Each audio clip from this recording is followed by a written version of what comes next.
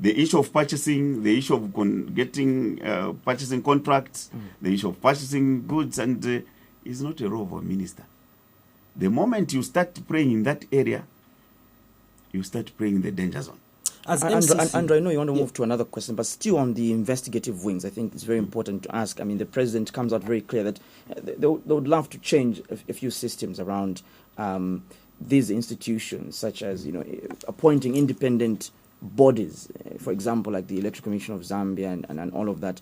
But looking at particularly the investigative wings, do you think that there's things that need to change, or are you happy with how these investigative wings have performed so far in your regime as a Patriotic Front and now under the new Dawn administration? Well, in my view, that like I said, these are institutions that are run by professionals, competent enough.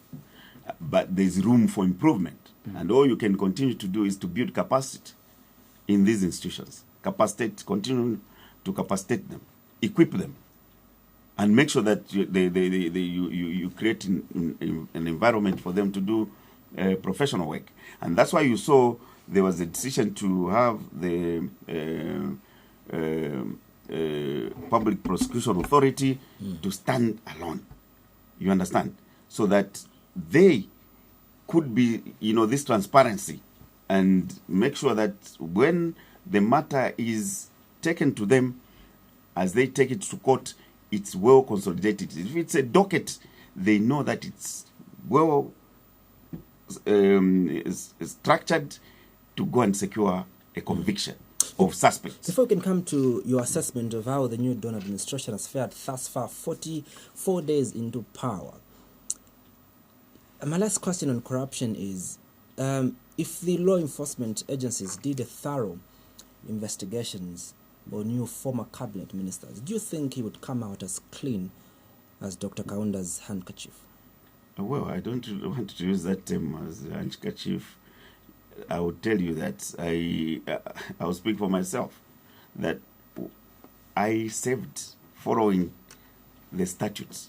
Minister of Home Affairs, all the institutions under the Minister of Home Affairs have got acts of parliament. And in those acts of parliament, the minister's role is very clear in what a minister should do. It is in the form of Immigration and Deportation Act. What role should you play? So I made sure that I went with that for every decision that I made. I didn't want to pray in areas that were not for me. It would come out clean. Obviously.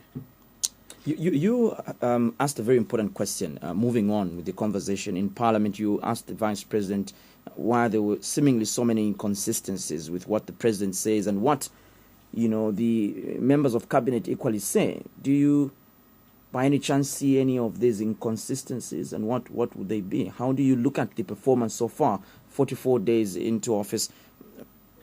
How do you rate the performance of the UPND administration? Well, I don't know. The general performance? The general performance, yes. Well, what I would want to see is, there are promises that you made. I was just giving an example of President Sata saying more money in people's pockets. And people are saying, what is more money in people's pockets? And you saw his affirmative decisions and in terms of what he was doing. I was just talking about increment of people's salaries and whatnot, social safety net programs that were to be introduced. Yeah. Now, what is interesting is that the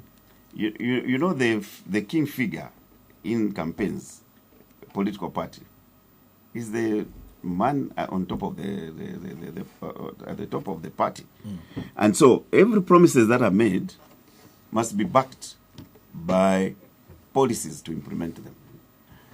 We don't want to be seen that we are pressing government, the current government, against something that is unrealistic. You understand? If the president says, okay, me, and you have seen these videos circulating around, when you swear me in the morning, in the afternoon, the dollar drops. Do you understand? It's not us who are saying that. You understand? You say, look, when I come in, I'll give you free education. those are the promises, and they again, you see this visual secretary. What do you expect? You expect the policies now to back up the implementation of such promises. But when you start seeing people now justifying and trying to find a pretext to use, to as a way of delaying the implementation of those promises, then it becomes worrying. Yes, it's understood that corruption must be fought. It must be understood that, yes, there was debt, which was known. And I'm happy that today, as we were engaging the Minister of Finance, what came out was that there was nothing inconsistency from what the former minister was presenting to Parliament and sharing with the nation with regards to debt stock. And the same information that was shared with the bilateral donors and creditors. That was good. But what we heard before that was that no, the debt figures were much more higher than the country knew. But this so those are the inconsistencies that we were concerned about, and we wanted clarity on such inconsistencies. Those promises had to be made, just like you made the promises before you came into office. Do you think it is way too early to begin to offer these checks and balances as the opposition? No, what I'm saying is, hear me, my dear young brother. It's not us who said, you swear me in the morning.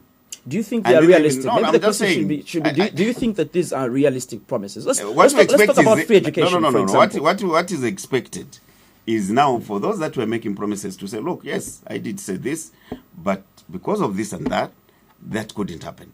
You understand? You get what I'm saying? Or this free education that we promised, we are going to implement it in this way. But you have a role as the opposition to equally look at these facts. Do you think they are workable? Free education, for example, and the appreciation of the kwacha. I mean, we saw it shift slightly just after the election. Not yet started shifting before even the before slightly the into the election and into the new Dawn administration. Yeah. So do you think that these are realistic promises that the UPND administration have made so far? Let's take, for instance, free education. I mean, I know that there's been quite some pronouncements in the Ministry of Home Affairs, and we don't want to go there. But let's start off with free education. Do you think that these are realistic promises that the UPND administration have made? Look, if they were realistic, we could have made them ourselves as well.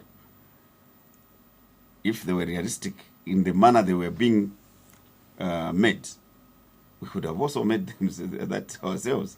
Yeah, so we have seen, of course, the minister saying, no, don't chase children when they don't pay. Yeah, but, those are just pronouncements that need to be backed by a policy. You understand? You can't just tell the schools. What is going to happen to those schools that depend on the little fees that they budgeted on?